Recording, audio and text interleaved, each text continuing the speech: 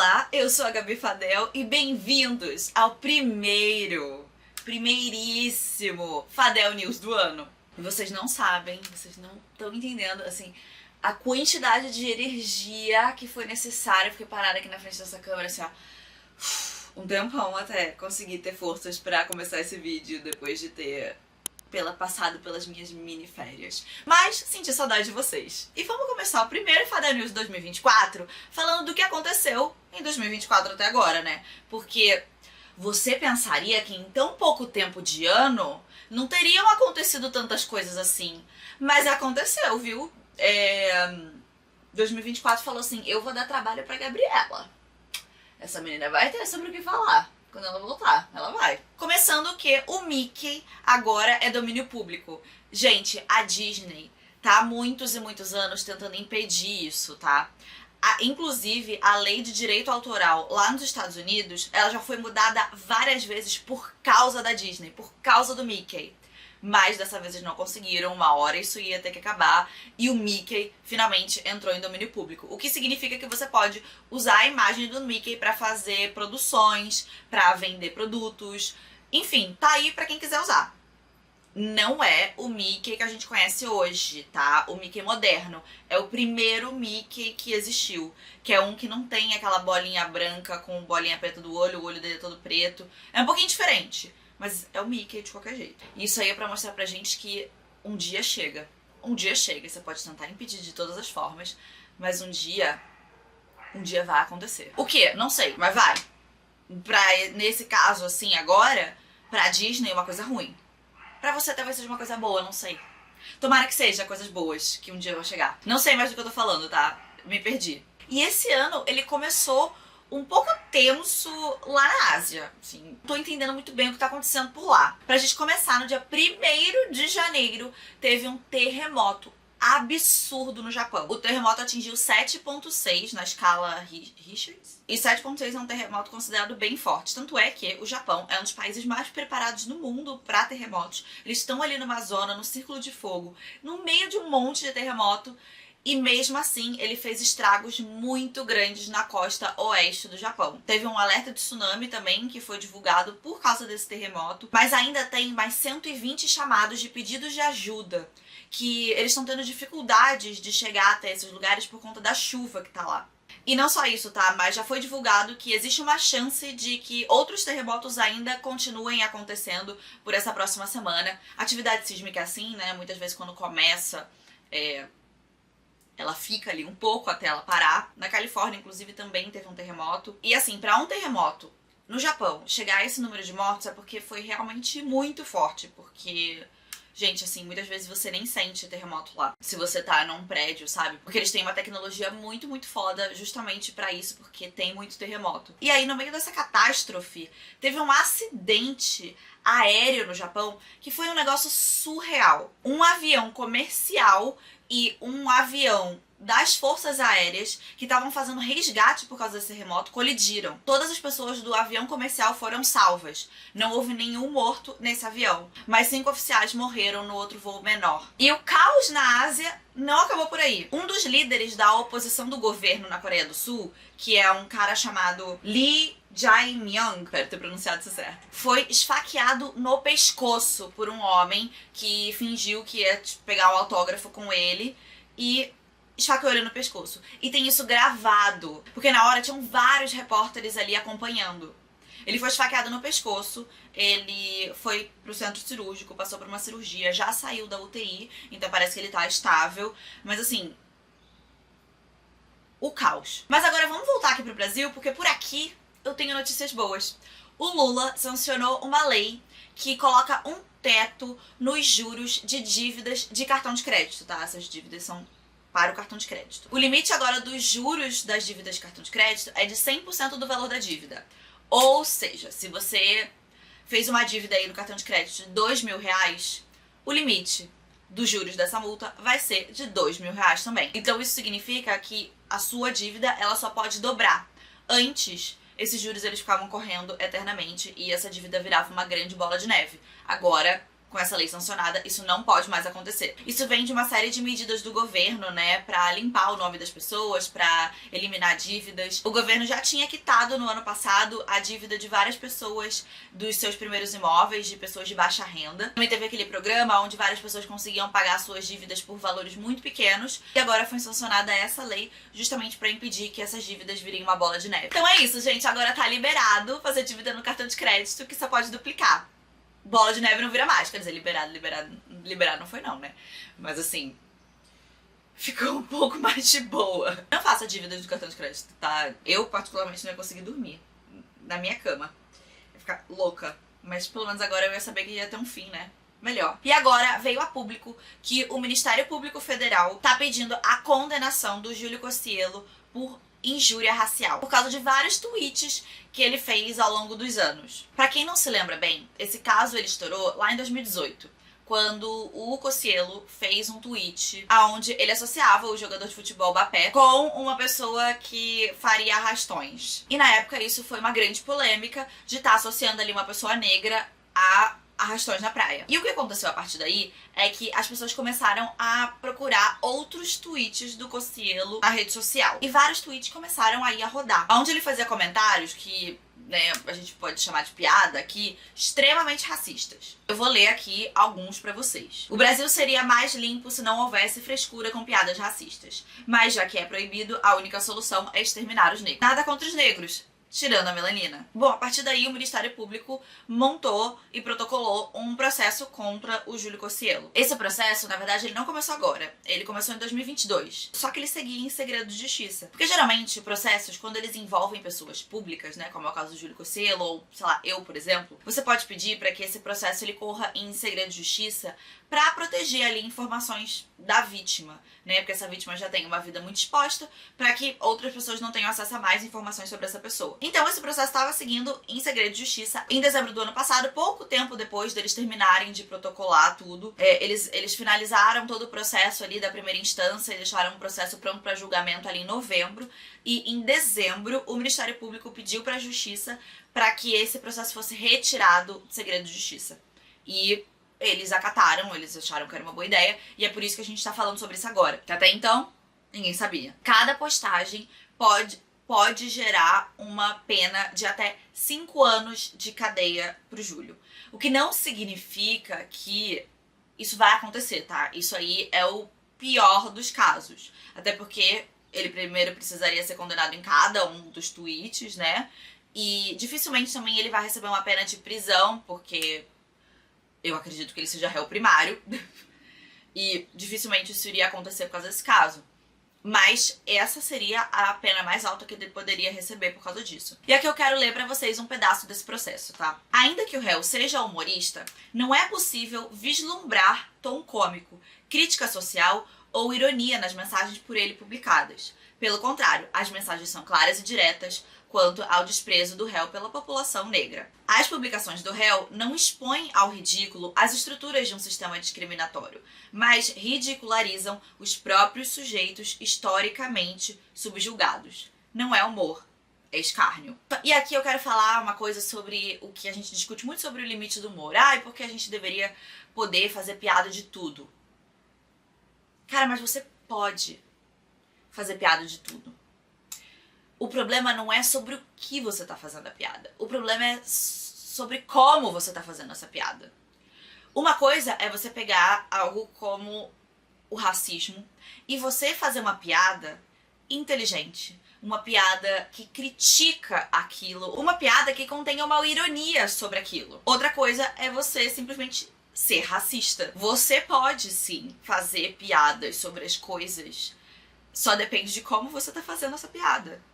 Depende do que você tá falando. Existe uma diferença muito grande entre você de fato tá fazendo uma piada inteligente com alguma crítica social, alguma coisa, e você só ser preconceituoso. Porque você pode perceber que toda vez que alguém fala sobre isso, porque não se pode falar mais nada, porque o limite do humor, você pode perceber que essa pessoa só tá querendo uma desculpa pra ela ser preconceituosa, pra ela ofender um determinado grupo de pessoas. Porque você pode fazer uma piada sobre mulheres, você pode fazer uma piada sobre machismo, você pode fazer uma piada sobre machismo, você pode fazer uma piada sobre racismo, você pode fazer uma piada sobre tudo. Só vai depender do que você tá falando, de como você tá fazendo isso, de como que você tá se portando. Porque se você falar uma coisa racista, não dá pra usar esse escudo de ai meu Deus, é só uma piada, se você simplesmente tá falando uma coisa racista, sabe? Pô, gente, assim, vamos fazer um humor um pouco mais inteligente. Porque se você quiser pensar um pouquinho mais sobre isso, trazer ali uma crítica social, você pode fazer. Você 100% pode fazer uma piada sobre um assunto super delicado e ficar tudo bem. Porque não é sobre o assunto, é sobre o seu conteúdo. E essa próxima notícia aqui, nossa, assim, se alguém me dissesse uns anos atrás que isso ia estar acontecendo, eu não ia acreditar. De forma alguma. Mas isso tá acontecendo. O padre Júlio Lancelotti vai ser alvo de uma CPI das ONGs, que vai começar em fevereiro. E, gente, assim, essa situação, ela é, assim, de uma maldade e de uma burrice que eu não sei nem por onde começar. Pra início de conversa, eu vou ler aqui um post de um vereador de São Paulo, né, o Rubinho Nunes, que se diz cristão, inclusive, sobre a CPI, tá? O tráfico de drogas na Cracolândia fatura 10 milhões por mês. Além disso, há um amplo mercado ilegal de roubos e de prostituição. Curiosamente, essa é a região de atuação do padre Júlio Lancelotti. Desculpa, não dá pra não rir. E de diversas ONGs esquerdistas que se multiplicam na cidade, dizendo combater a miséria. É uma verdadeira máfia da miséria. Vocês entenderam? É de que, assim, se você se dá o trabalho de ajudar pessoas que estão em necessidade, pessoas que estão com problemas de droga, né, usuários de droga, pessoas que estão ali com um problema social, assim, né, o único motivo pelo qual você deve estar fazendo isso é porque você está ganhando alguma coisa com isso. Porque ninguém em sã consciência faria um negócio desse pra ajudar a pobre. Nas entrelinhas, é isso. Máfia da miséria. Máfia da miséria. Querendo dizer, dá a entender que padre Júlio Lancelotti estaria ali vendendo crack e prostituindo pessoas, sendo cafetão das pessoas, né? Assim, pra tá associando nesse post, né? Falando da Cracolândia e falando, né, que o padre Júlio Lancelotti atua ali, que as ONGs atuam ali. Gente, Deus que me perdoe você querer ajudar alguém. Com certeza você tá se aproveitando dessas pessoas. Deus que me perdoe. Alguém aqui ajudar alguém em necessidade. Então esse é o objetivo dessa ONG. Então, assim, você entendeu, né? E, como eu disse, é uma CPI das ONGs, tá? As ONGs. Sabe o que é uma ONG, né? Uma organização não governamental que pode ser pra qualquer coisa pra ajudar. Sejam pessoas, sejam animais, enfim. E aí que entra o meu segundo ponto sobre o absurdo dessa situação. É que o padre Júlio Lancelotti não é uma ONG. Ele é um padre, ele atua na paróquia de São Miguel do Arcanjo, que fica na Moca, em São Paulo, e faz o trabalho dele, né, que é um trabalho pastoral, é um trabalho paroquial, né, em relação à igreja, desde 1986. Não é uma ONG, é a Igreja Católica. Porque o que acontece?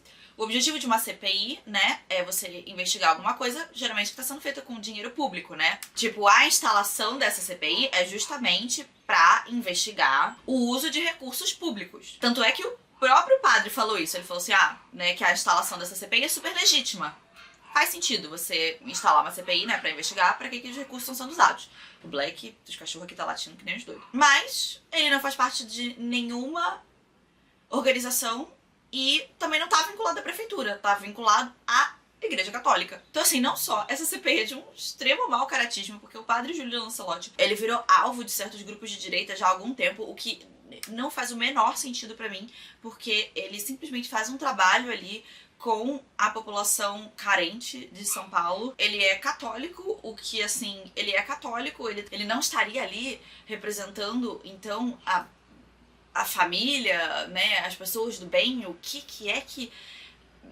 né, que virou essa figura que eles tanto detestam. Ele faz um trabalho muito bonito. Eu diria aqui que o padre Júlio Lancelotti, ele é uma das pessoas vivas atualmente no Brasil que tem o trabalho mais bonito. Eu acho ele, assim, um homem incrível, uma pessoa incrível. Ele faz esse trabalho há 40 anos já. É muito bonito se você for observar, assim, o trabalho dele, o que ele faz, é muito bonito. Então, assim, não só ele tá sendo atacado de uma forma extremamente maldosa, como de uma forma extremamente burra, porque não faz sentido você querer investigar ele numa CPI de ONG. Ele não é uma ONG.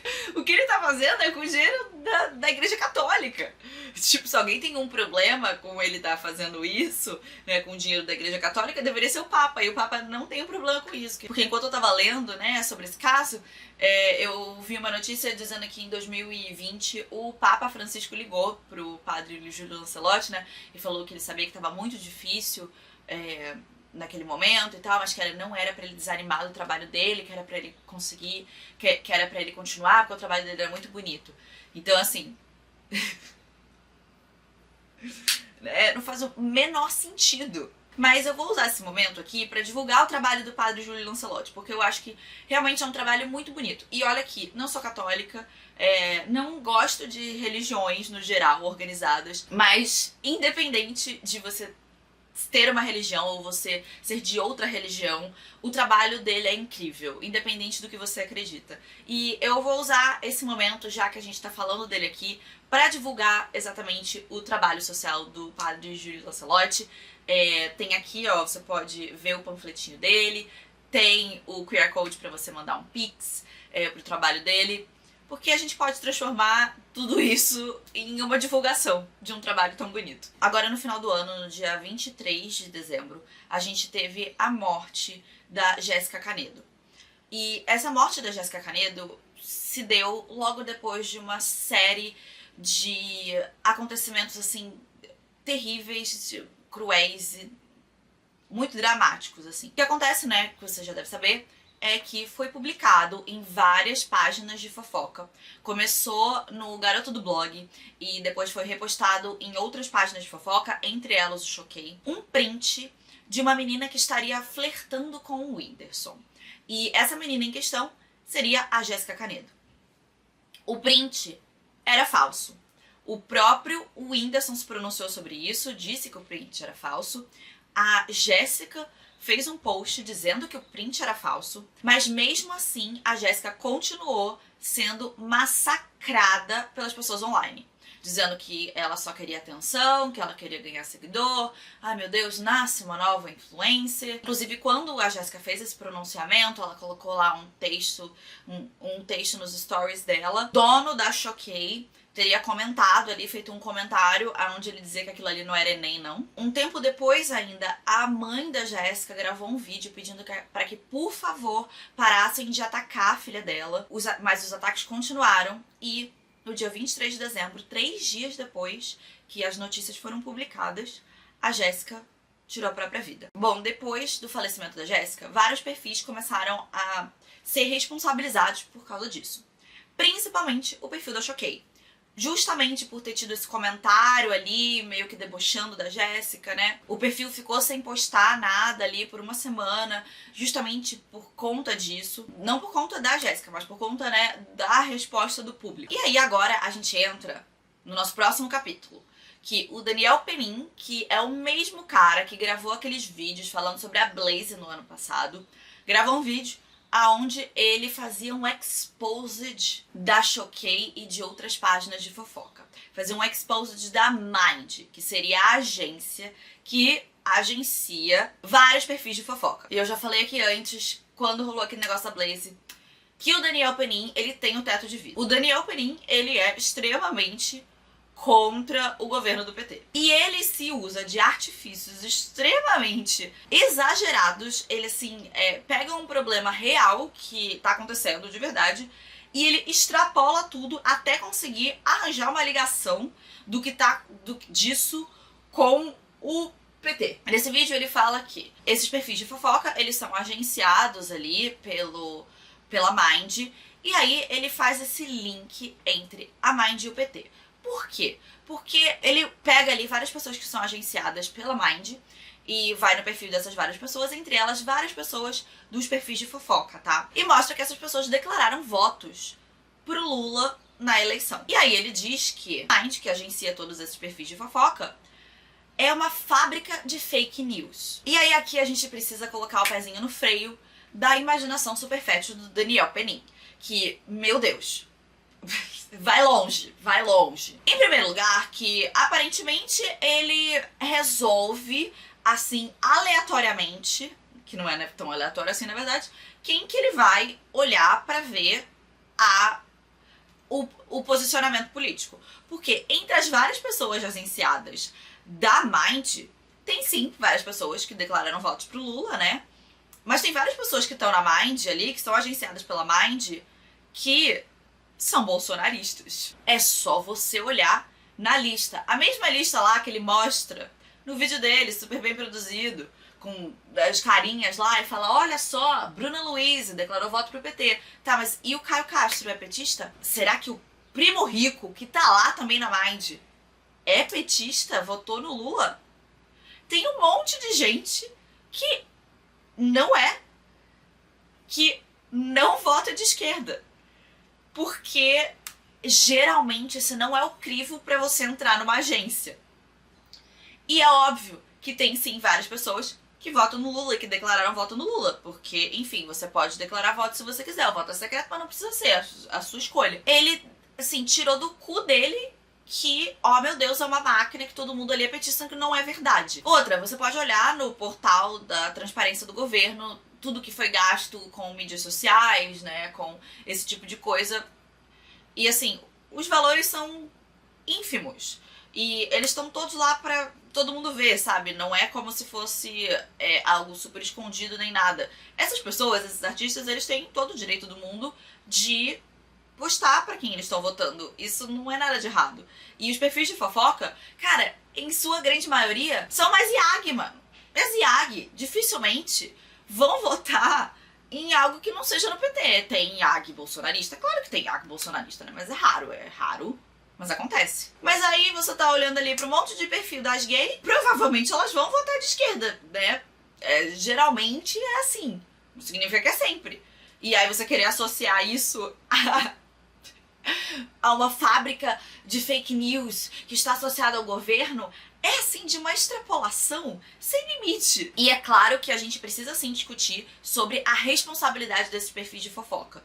E não são só esses perfis de fofoca da Mind, são de vários outros. De Choquei, de Fofocando, de Fofocalizando, de Gossip do Dia, de Léo Dias. Pelo amor de Deus, dê um follow nesses perfis, que estão aí pra estragar a vida das outras pessoas, que estão aí pra postar um monte de mentira sobre os outros.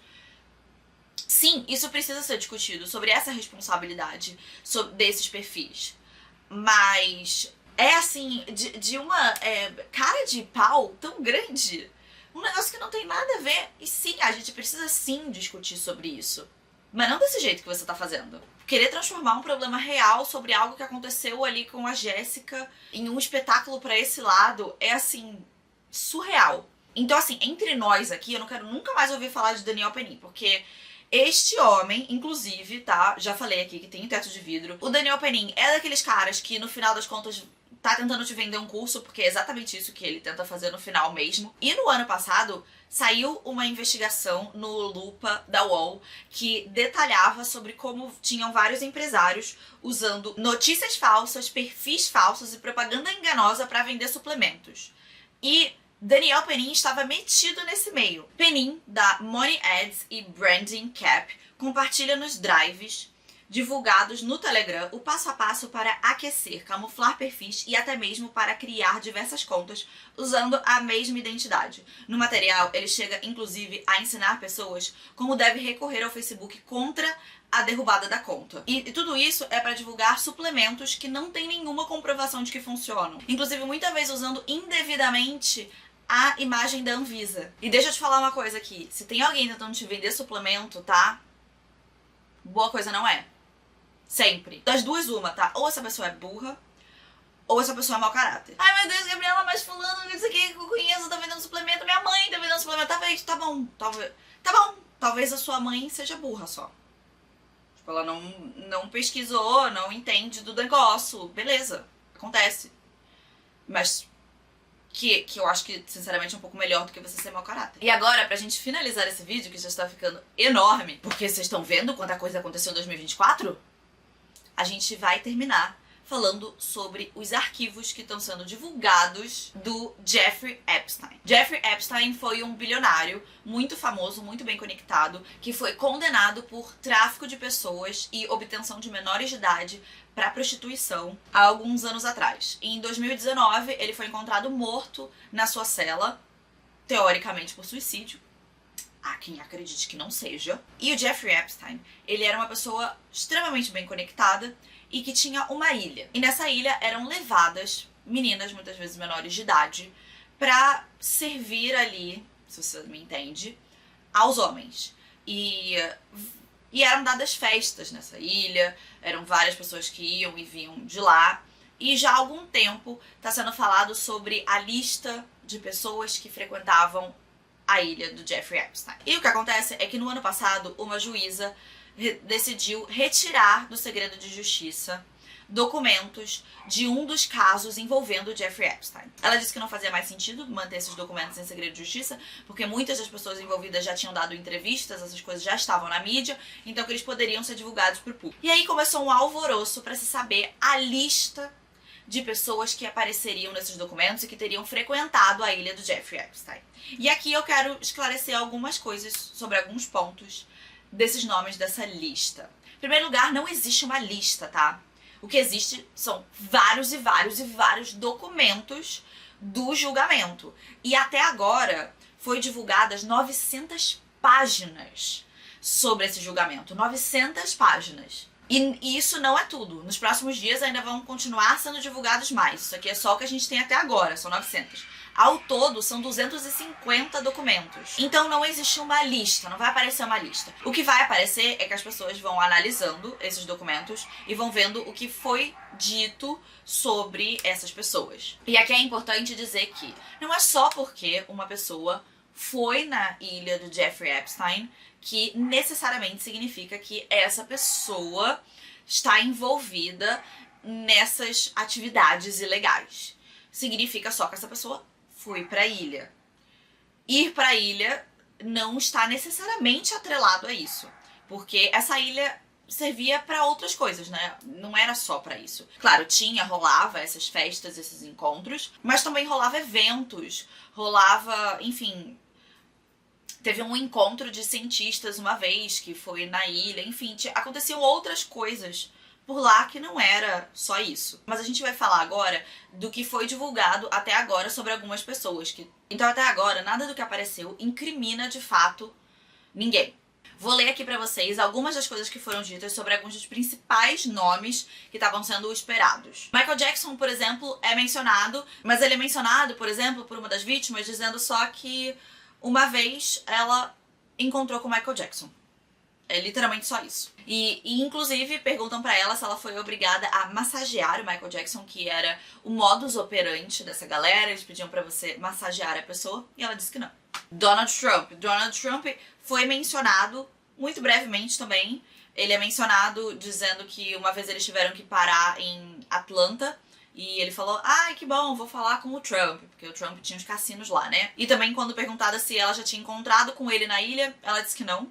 O Bill Clinton, assim, foi um dos que se saiu pior até agora nos documentos. E mesmo assim não é nada que incrimine ele. Uma das vítimas diz que o Epstein falou uma vez pra ela que o Clinton gostava delas novas, se referindo a, né, como ele gostava das meninas. O Steve Hawking é mencionado também, mas ele não é mencionado de nada incriminatório também, assim. Ele é mencionado num e-mail onde o Jeffrey Epstein manda para uma outra pessoa, dizendo que ele quer conseguir provar que as acusações dessa pessoa, né, que estava acusando ele, eram mentirosas. E ele fala assim, ó, as coisas mais fortes que ela falou até agora é do jantar dos Clinton, não sabemos o que é isso, e essa nova versão de que o Steve Hawking teria participado de uma orgia com garotas menores de idade. Ou seja, ele tá dizendo ali que é isso aí que essa menina tá falando e que isso não seria verdade.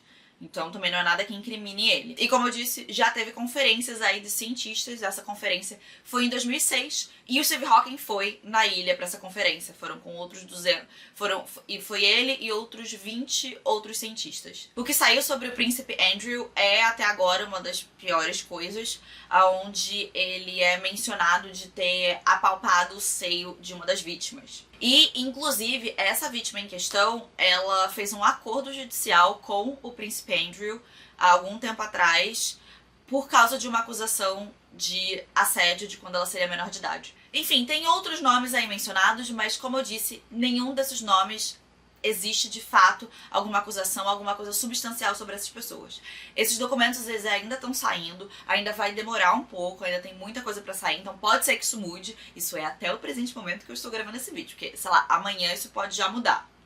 Mas, por enquanto, não tem nada de muito bizarro em relação a ninguém, assim, sabe?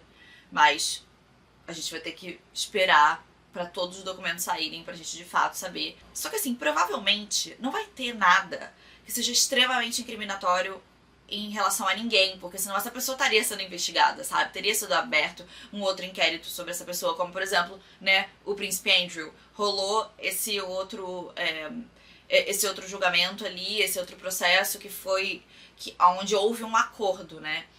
Então assim, provável que não tenha grandes acusações sobre grandes pessoas, porque senão, né, estaria rolando mais coisa em relação a isso. Mas a gente vai ficar ligado aí no que vai sair ainda sobre esses... Mas vamos ficar ligados aí no que vai sair ainda. Se você gostou do vídeo, não se esquece de curtir, se inscreve no canal caso você não seja inscrito ainda e vire um lindo e mágico unicórnio bem informado. E eu vejo vocês no próximo vídeo. Tchau!